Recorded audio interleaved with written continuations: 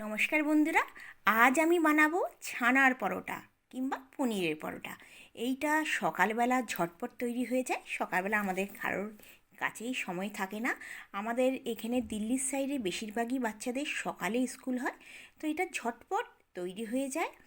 আর আপনারা এইটা দুপুরেও খেতে পারেন, আর বাচ্চাদের টিফিনও দিতে পারেন। বাচ্চারা তো পনির ভীষণ পছন্দ করে। ঘরেতে ছানা তৈরি করে আপনারা ছানা কিংবা পনির পরোটা বানিয়ে দিতে পারেন। ভীষণ নরম থাকবে আর খেতে দারুণ লাগবে। খুব ঝটপট তৈরি হয়ে যায়। আপনারা এই পনিরের পরোটার সাথে আচার খেতে পারেন, কিংবা দই দিয়ে ভাল লাগে, কিংবা শুধু দারুণ লাগে, চা দিয়ে ভাল লাগে। আপনারা যেরকম ইচ্ছা খেতে পারেন।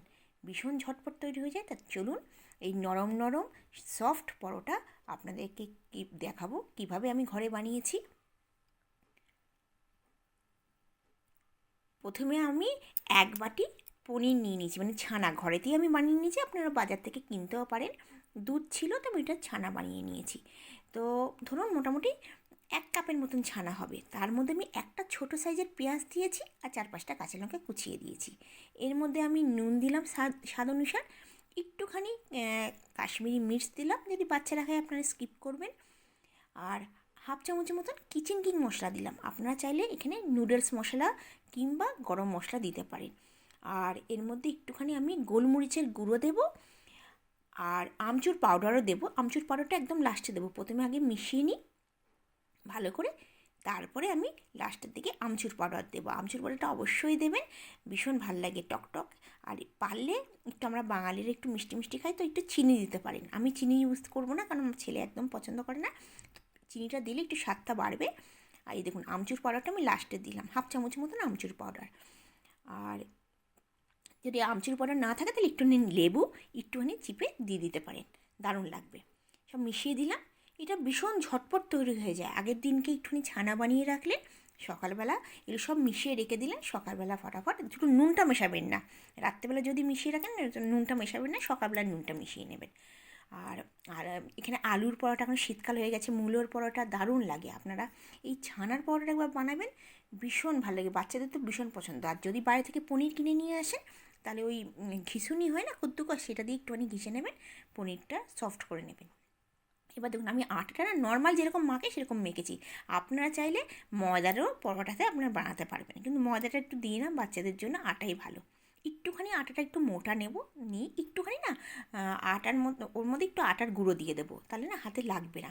এবার আপনারা যেরকম পারবেন 1 চামচ 2 চামচ ভরে দিয়ে দেবেন। দিয়ে ছানাটা দিয়ে হাত দিয়ে হাতের সাহায্যে একটু চিপে দেবেন। একটু চিপে দিলে এটা থাকবে। এবার এটা মুখটা আমি বন্ধ করে দেবো।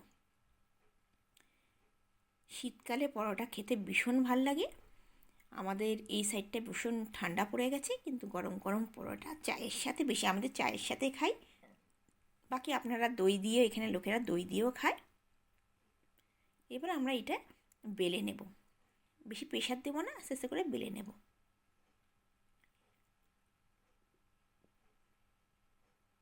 সকালবেলা এইটা গরম গরম পরোটা ঘি দিয়ে দুর্দান্ত লাগে, বানিয়ে দেখবেন, ভীষণ ভাল লাগে। দেখুন আমি না আগে না রুটিগুলো আপনাদের দেখাতে পারিনি, রুটিগুলো আমি না সেঁকে নিয়েছি, 4-5টা একদম রুটি আগে সেঁকে নিয়েছি।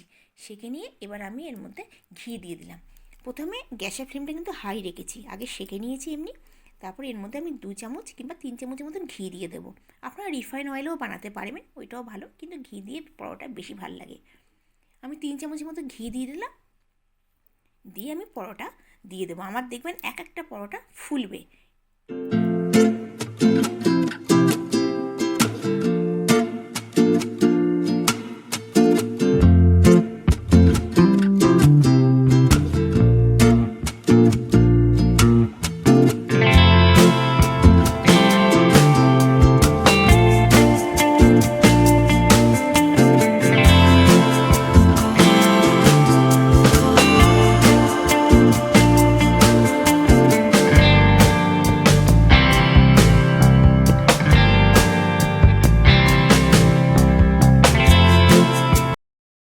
আমাদের ঝটপট ছানার পরোটা কিংবা পনিরের পরোটা তৈরি হয়ে গেল। কি দারুণ লাগছে দেখুন।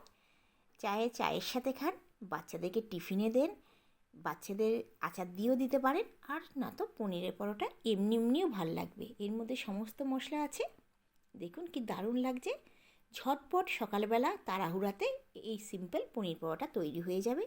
খুব ইজি রেসিপি। যদি আপনাদের আজকের রেসিপিটা ভালো লেগে থাকে অবশ্যই লাইক করবেন, শেয়ার করবেন, সাবস্ক্রাইব করবেন আমার চ্যানেলটিকে। অবশ্যই আমার ভিডিও পুরো দেখবেন আর অবশ্যই কমেন্টসে জানাবেন আপনাদের ভালো হয়েছে কিনা। আপনারা ভালো থাকবেন, সুস্থ থাকবেন এই কামনা করে আজকের ভিডিওটা শেষ করছি। ধন্যবাদ।